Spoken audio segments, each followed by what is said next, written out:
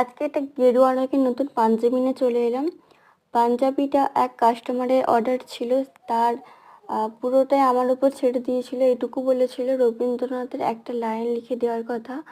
আমার এক নতুন ধরনের মাথায় চিনতে এলো, শুধু রবীন্দ্রনাথের লাইন কেন, তার এক ধরনের মূর্তি আমি পাঞ্জাবির ওপর ফুটিয়ে তোলার চেষ্টা করেছি।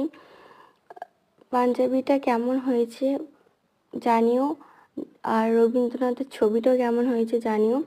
এই টাইপের যে কোনো মূর্তি, দুর্গা ঠাকুরের, যে কোনো মহাকবির মূর্তি নিতে চাইলে অবশ্যই ইনবক্স করবে। আমরা ভারতবর্ষের যে কোনো জায়গায় ডেলিভারি দিতে পারি এই ধরনের পাঞ্জাবি।